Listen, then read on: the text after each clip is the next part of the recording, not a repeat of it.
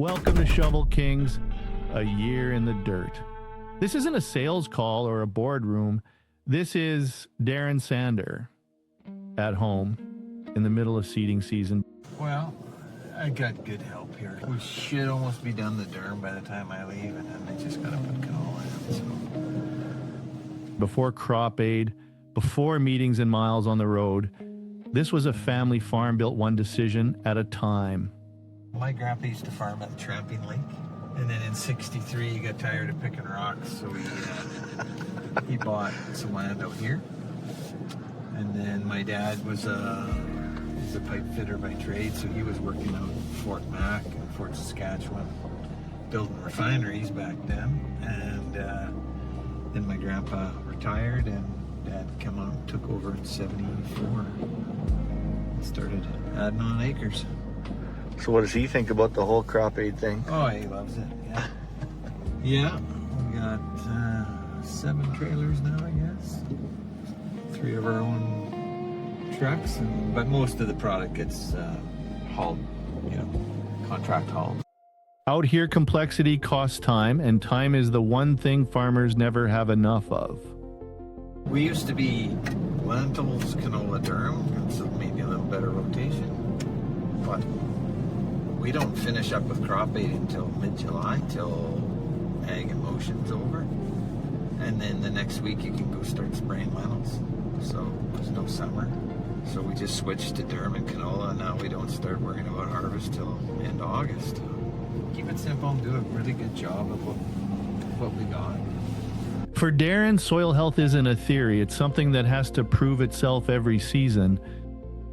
I'm not against fungicide. We certainly have lots of clients that still use fungicide. It's part of their program, and if they're in a higher rainfall than us, it's probably certainly necessary. But here around Rosetown area, usually a little on the drier side, certainly drier finishes. Fungicides, I wouldn't say a big thing around here anyways, but with a little added resilience in my cropping program with better plant health and soil health, it's just it's not reared its head. So we have an agronomist that scouts our fields, and if we have a problem, we'll tackle it like anyone else. But so far under this program, a lot of those issues haven't reared their head. Where crops are grown with the crop aid are not showing the shortages where you're not using the crop aid, especially the micronutrients, where that plant's able to get those out of the soil now, biology refining them and making the plant available, bringing them to the root.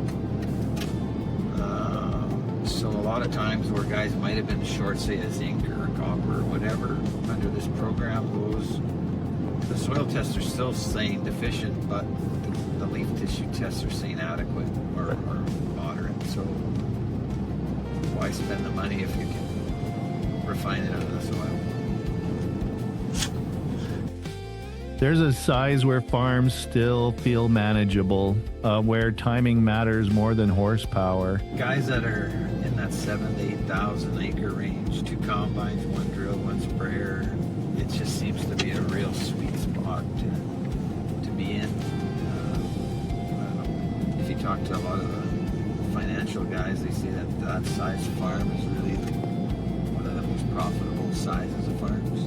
I'm sure there's different levels, where you can max out lines of machinery, but yeah, pretty happy here. We used to be bigger and had scattered land, but now with running crop aid, we've gotten rid of all the faraway land and just farm a block with our yards in the middle, and nothing's more than 2 miles from the house, so it's easy.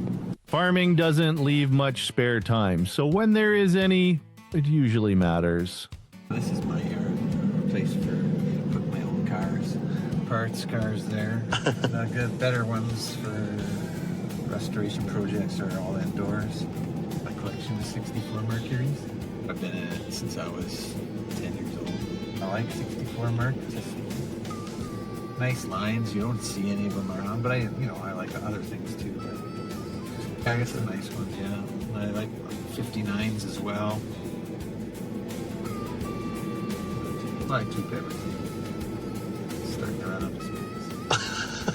That's a 59 I picked up from a junkyard in Edmonton. It was going to get crushed. Hardtop. It's not easy to find them, but I've got probably more Mercuries than anyone in Saskatchewan for sure. So guys, when they run into Mercs, my phone rings.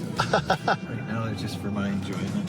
Out here, progress doesn't always mean more. Sometimes it just means doing fewer things really well.